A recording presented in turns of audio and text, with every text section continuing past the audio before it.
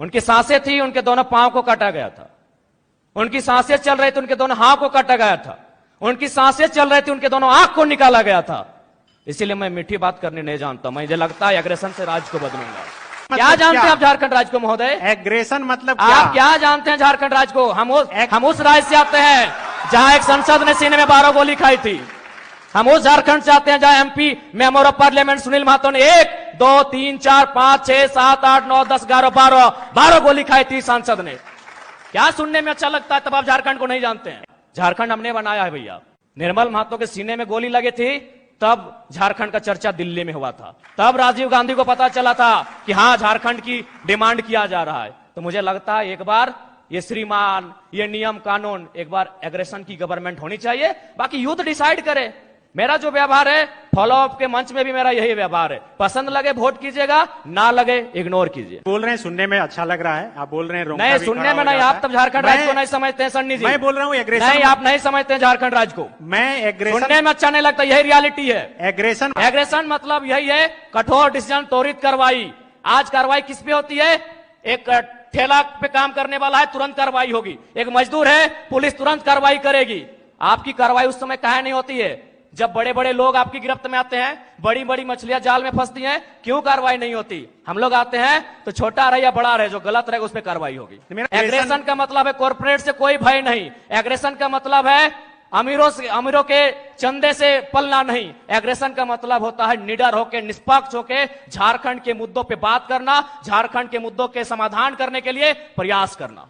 आज राजभवन में लोग धरने पर बैठे हैं, मुख्यमंत्री के आवास पे लोग धरने बैठे हैं, आज सीजीएल के जेएसएससी कार्यालय के बाहर लोग धरने पे बैठे हैं। आंदोलन रोज होता है, लेकिन जयराम महतो एक 50 लड़कों के आंदोलन से आज सीएम का फेस बन के कैसे सामने आया? इस सवाल का उत्तर कोई दे। आंदोलन इस राज्य में रोज होता है, जयराम महतो ही क्यों? क्योंकि मैंने उन मुद्दों को टच किया, मैंने उस मुद्दों पे बात किया जो झारखंड की जरूरत थी, जिसपे झारखंड बात करना चाहता था। साफ शब्दों में झारखंड चाहता था कि बिल्ली के गर्दन में घंटी बांधी जाए, पर बांधेगा कौन? बेरमो कठारा की घटना है, वहां एक व्यक्ति का अटेंडेंस रोक दिया जाता है, पंच ब्लॉक कर दिया जाता है, जो नौकरी का प्रावधान होता है कोलियरी में।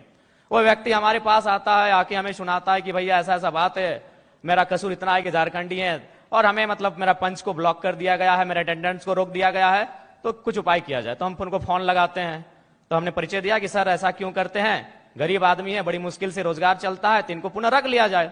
तो उधर से आवाज आई कि आप कौन बोल रहे हैं? तो हमने कहा कि हम जयराम कुमार महतो बोल रहे हैं, वर्तमान में गिरिडीह लोकसभा लड़े हैं। तो बोला नहीं, आपसे हम परिचित नहीं है। तो हमें लगा कि शायद वो विधायक या सांसद की पैरवी सुनना चाहते हैं। तो मैंने इतना कहा था कि 2 महीने के बाद चुनाव है, हम बेरमो भी लड़ेंगे, गोमिया भी लड़ेंगे, डुमरी भी लड़ेंगे।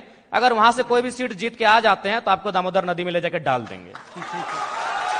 विश्वास कीजिए, विश्वास कीजिए, वो व्यक्ति का भी नाम बता देंगे, ऐसा नहीं हम झूठ बोल रहे। 10 सेकंड में उनका आवाज बदला कि जयराम बाबू बोलिए क्या बात है। अगर मेरे इस व्यवहार से उसका नौकरी बच जाता है तो मुझे अपने इस व्यवहार से कोई कंप्रोमाइज नहीं करना है। 24 साल आपने चला लिया श्रीमान करके, 24 साल आपने चला लिया नियम कानून की बात करके। हमें लगता है कि एक एग्रेसिव गवर्नमेंट आनी चाहिए और मेरा ये एग्रेशन मुझ में रहेगा। क्योंकि मैं ना संजय मेहता जी के तर्ज पे मैं बरी से आता हूं, ना मैं चौपारण से आता हूं, ना मैं गढ़वा से आता हूं, मैं धनबाद से आता हूं। मैं एक घटना सुनाता हूं सुरेश महतो की, और विधायक मैडम बैठी हैं, हालांकि उस समय वो बहुत किस्सा पुराना है। वो झरिया विधानसभा की घटना है, वो भोरा क्षेत्र की घटना है। एक व्यक्ति है, उनका नाम है सुरेश महतो, मैं उस कौम का बेटा हूं। एक व्यक्ति थे, उनका नाम था सुरेश महतो, मैं उस कौम का बेटा हूं। उनको मारा गया था, उनकी सांसें थी, उनके दोनों पांव को काटा गया था। उनकी सांसें चल रही थी, उनके दोनों हाथ को काटा गया था। उनकी सांसें चल रही थी, उनके दोनों आंख को निकाला गया था। इसीलिए मैं मीठी बात करने नहीं जानता। मुझे लगता है एग्रेशन से राज्य को बदलूंगा। वे ऐसे लोग हैं जिनको लगता है कि इस दुनिया में मौत नाम की कोई चीज नहीं होती है, जिनको लगता है कि शायद वो सारा धन एकत्रित करके स्वर्ग जा सकते हैं, वहां सुख भोग सकते हैं। बिल्कुल ये बहुत गंभीर समस्या है और मुझे लगता है कि इसमें सरकार के लोग शामिल होंगे, विपक्ष के लोग शामिल होंगे। ये कोई नई बात नहीं है। अगर आदरणीय शिल्पी जी कह रही हैं कि अगर वो जनता जानती है, तो जनता को मालूम है कि किस प्रकार से जेपीएससी की परीक्षा होती है। उनमें जब रिजल्ट आता है तो विधायक जी के रिश्तेदार होते हैं। इसमें 24 वर्षों से जिन लोगों ने राज्य की सत्ता को संभाला है, 24 वर्षों से जिन लोगों ने इस राज्य की सरकार को चलाया है, पक्ष बन के विपक्ष बन के, सबका उसमें हिस्सेदारी होता है। तो इसलिए जिस दिन वो इस बात को मानेंगे कि हमें एक समानतापूर्वक जीवन जीना है, हम लोग वास्तव में इंसान मनुष्य तभी हैं जब दूसरे की दर्द, दूसरे की तकलीफ और पीड़ा को देखकर हम भी पीड़ित होते हैं, तब शायद ये माहौल बदले। लेकिन फिलहाल ऐसे परिवेश में ये बुद्ध का देश भले है, लेकिन आज बुद्ध के विचार बिल्कुल विलुप्त हो चुके हैं। मुझे नहीं लगता है कि कोई शांतिप्रिय तरीके से इस प्रकार के रास्तों से हटेगा। मैं बनावटी इंसान नहीं हूं। उस मीटिंग में 52 मिनट डिस्कशन हुआ था। मैंने 52 मिनट के बाद मुंह खोला था और ये तो मीडिया चल रही थी और कैमरा में कैच हो रहा था, इसीलिए मैंने बोतल को टेबल में पटका। मां कसम हम किसी के मुंह में पटकते, आपके पांव तले जमीन खिसक जाएगी। जब आपने छेड़ा है तो सुन लीजिए। यही विनोद बिहारी विश्वविद्यालय में एक कंपनी, एक एजेंसी ने टेंडर लिया है। मजदूरों को ज्वाइनिंग लेटर के साथ साथ रिजिग्नेशन लेटर पे साइन करा गया। इस भारत में कहां होता है यार? मैं आक्रामकता की बातें करता हूं, कारण कौन है? रिजिग्नेशन लेटर पे साइन कराया गया है, कौन देगा उत्तर? भारत देश में 4 स्तंभ है कहने को, न्यायपालिका, कार्यपालिका, विधायिका, पत्रकारिता। कौन रिस्पॉन्सिबल है कि ज्वाइनिंग? ताजुब की बात है, ज्वाइनिंग लेटर भी मिला है और उनको साइन भी करा लिया है। क्या बोलते हैं आप? रिजिग्नेशन लेटर, रिजाइन लेटर में भी साइन करवाया गया है। और एक घटना गोमिया की, जब मेरा सभा था बेरमो में, वो लड़का आया, उसने कहा कि जो एजेंसी है उनको पेमेंट देना होता है 20,000, लेकिन मेरा शर्त है उनका कि 20,000 आपके अकाउंट में देंगे, आपको 8,000 रिटर्न करना होगा, नहीं तो नौकरी से निकाल देंगे। उसके बाद भी अगर आपका खून नहीं खोलता है तो आप बनावटी लोग हैं, असल लोग नहीं है। अगर आप चाहते हैं मेरे अंदर की आक्रामकता कम हो, आप चाहते हैं मेरे अंदर की उग्र भावना कम हो, तो आज प्रबुद्ध लोग बैठे हैं। आज माननीय मंत्री दीदी बैठी हैं, आज माननीय मंत्री महोदय बैठे हैं, मंत्री 3 मंत्री बैठे हैं, आज प्रदेश अध्यक्ष महोदय बैठे, सांसद महोदय बैठे हैं, झारखंड मुक्ति मोर्चा के फिलहाल पालनहार है बैठे, आज विधायक मैडम बैठी हैं, यहां भी एक विधायक बैठे हैं, यहां भी एक विधायक बैठे हैं। ये लोग तय करें कि इस प्रकार का जुल्म, शोषण, अत्याचार एक आम व्यक्ति पे, यानी जो लोग हाशिए पर हैं, जो लोग निम्न स्तर पे हैं, उनके साथ अन्याय नहीं होगा।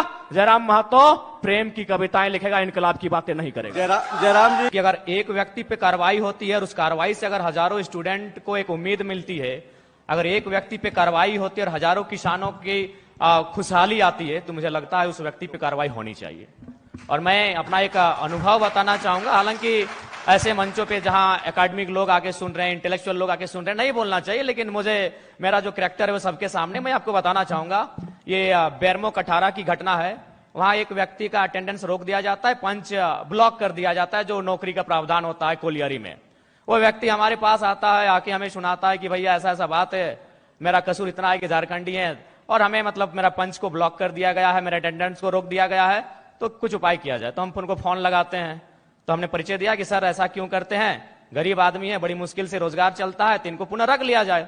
तो उधर से आवाज आई कि आप कौन बोल रहे हैं? तो हमने कहा कि हम जयराम कुमार महतो बोल रहे हैं, वर्तमान में गिरिडीह लोकसभा लड़े हैं। तो बोला नहीं, आपसे हम परिचित नहीं है। तो हमें लगा कि शायद वो विधायक या सांसद की पैरवी सुनना चाहते हैं। तो मैंने इतना कहा था कि 2 महीने के बाद चुनाव है, हम बेरमो भी लड़ेंगे, गोमिया भी लड़ेंगे, डुमरी भी लड़ेंगे, अगर वहां से कोई भी सीट जीत के आ जाते हैं तो आपको दामोदर नदी में ले जाकर डाल देंगे। विश्वास कीजिए, विश्वास कीजिए, वो व्यक्ति का भी नाम बता देंगे, ऐसा नहीं हम झूठ बोल रहे। 10 सेकंड में उनका आवाज बदला कि जयराम बाबू बोलिए क्या बात है। अगर मेरे इस व्यवहार से उसका नौकरी बच जाता है तो मुझे अपने इस व्यवहार से कोई कंप्रोमाइज नहीं करना है। अलग राज्य की लड़ाई जिन मुद्दों के साथ लड़ी गई थी वही मेरे मुद्दे होंगे। झारखंड अलग राज्य की लड़ाई में जो सोच के साथ इस राज्य को अलग किया गया था कि जब ये राज्य अलग होगा तो यहाँ के युवाओं के पास क्या अधिकार होगा, जब ये राज्य अलग होगा तो यहाँ के किसानों के पास क्या स्वतंत्रता होगी, मेरे मुद्दे वही होंगे। झारखंड जो हमारे झारखंड के नाम में ही छुपा है, झाड़ यानी जंगल, खंड यानी जमीन का एक भूभाग, और हमारी जो निरंतर लड़ाइयां रही हैं आदिकाल से, वो इसी विषय को लेकर रही हैं। तो जब मैं विधानसभा के चुनाव में जाऊंगा, मेरा पहला मुद्दा इस राज्य में एक सुदृढ़ स्थानीय नीति का रहेगा। चूंकि मैं जिन क्षेत्रों से आता हूं वो कोयलांचल का क्षेत्र है। आज भी मैं जब कोयलांचल से होकर आया तो लोगों ने अपनी समस्याओं को लगभग 15-20 आवेदन मेरे पास पड़े। जब मैं एक सामान्य सा बालक हूं, मैं एक साधारण सा बालक हूं और मुझे प्रतिदिन 15 से 20 समस्याओं को सुनना पड़ता है, जो समस्याएं होती है जमीन से संबंधित। इसलिए मेरा मानना है कि जमीन संबंधित जो कानून जो आज हमारे राज्य में है भी, CNT, SPT, लेकिन जो लोग सरकार में बैठे हैं उनके मैनिफेस्टो में शामिल होने के बाद भी प्रभावी रूप से लागू ना हो पाना, प्रभावी रूप से उन विषयों पर चर्चा नहीं कर पाना, उनको संरक्षण ना दे पाना एक बहुत ही गंभीर विषय है। और मेरा मानना यही है, जो कि मैं किसान वर्ग से भी संबंध रखता हूं, एक किसान का बेटा हूं, तो मेरे हिसाब से जो जमीन संबंधित मुद्दे हैं वो मेरे प्राथमिक मुद्दे होंगे। उसके बाद आज छात्रों की समस्या देख सकते हैं। आज सीजीएल के छात्र, जेएसएससी सीजीएल के छात्र आज धरने पर बैठे हैं। विगत जो पहला एग्जाम हुआ था उस एग्जाम में धांधली हुई, इस एग्जाम में धांधली का मामला सामने आ रहा है। तो निश्चय एक बेहतर नियोजन नीति हो और इस तरीके से एग्जाम को लिया जाए कि धांधली ना हो, गड़बड़ी ना हो, और महत्वपूर्ण सबसे कि अन्य राज्य से लोग जो हमारी हकमारी कर रहे हैं वो कम से कम रुके। उसके लिए मेरे पास मेरी योजना होगी कि हम लोग प्रखंड स्तरीय भाषा के आधार पर एग्जाम लेंगे, क्योंकि भारतीय संविधान आर्टिकल 15-16 इस बात का उल्लेख करता है कि हम जात के आधार पर भेदभाव नहीं कर सकते हैं, हम धर्म के आधार पर भेदभाव नहीं कर सकते हैं, हम उद्गम स्थान के आधार पर भेदभाव नहीं कर सकते हैं, हम लिंग के आधार पर भेदभाव नहीं कर सकते हैं, लेकिन भाषा का कहीं जिक्र नहीं है। तो मेरा मानना है कि सरकार को इस विषय पर सोचना चाहिए। हम लोग अगर सरकार में आते तो इस विषय पर सोचेंगे कि जो प्रतियोगिता की परीक्षाएं होंगी वो हमारी भाषाओं में होंगी। फॉर एग्जाम्पल, जैसे मान के चलिए कोई हिंदी का पेपर आता है परीक्षा में, उसमें एक सवाल आता है कि आंख का तारा, इसका मतलब क्या होता है? आग बबूला होना, इसका मतलब क्या होता है? तो झारखंड के अभ्यर्थी के साथ साथ इस सवाल का उत्तर बिहार के अभ्यर्थी को भी मालूम है, इस सवाल का उत्तर उत्तर प्रदेश, मध्य प्रदेश, राजस्थान के अभ्यर्थी को भी मालूम है। लेकिन अगर हम अपनी भाषा को प्रमोट करेंगे, अपनी कल्चर को अगर प्रमोट करेंगे प्रतियोगिता परीक्षाओं में, और वहां सवाल ये रहेगा, मान के चलिए मैं धनबाद के तुपचांची ब्लॉक से आता हूं और वहां एक मुहावरा चलता है, पकड़ तर हाथ करे करे झांक, ना ये राजस्थान को समझ में आएगी, ना ये उत्तर प्रदेश को समझ में आएगी। इससे क्या होगा कि नियम भी बना रहेगा और हमारी जो नौकरियों में हकमारी हो रही है वो भी सुरक्षित रहे। के द्वारा जो एविडेंस साक्ष्य प्रस्तुत किए जा रहे हैं, तो प्रथम दृष्टि से तो यह स्पष्ट हो रहा है कि इस बार भी जो सीजीएल का पेपर है उसमें कहीं ना कहीं गड़बड़ी हुई है, धांधली हुई है। और मुझे लगता है कि पिछली बार जो पेपर गड़बड़ी हुआ था, अगर उसका जो लोग दोषी हैं, अगर वे दोषी लोग पकड़े जाते हैं, अगर उन पे कार्रवाई होती, तो शायद इस बार उनका मनोबल इतना ऊंचा नहीं होता। लेकिन चूंकि आपने एसआईटी का गठन किया, आपने समय मांगा, आपको समय मिला, उसके बाद भी ये तय नहीं हो पाया है कि पिछली बार जो पेपर गड़बड़ी हुई थी, जो 28 जनवरी 2024 को जब इसका एग्जाम हुआ था, तो मेरा मानना है कि कहीं ना कहीं आपका कठोर निर्णय ना ले पाना गवर्नमेंट का, आपका क्विक डिसीजन ना ले पाना उन लोगों का मनोबल को बढ़ा रहा है। हमने कोल माफिया सुना था, हमने लैंड माफिया सुना था, अब यहाँ पेपर माफिया जैसे मामले सामने आ रहे हैं। तो इससे आप इनकार नहीं कर सकते हैं, इस पर आप मौन नहीं रह सकते हैं, ये तो आपको तय करना होगा, इस बात को आपको मानना होगा।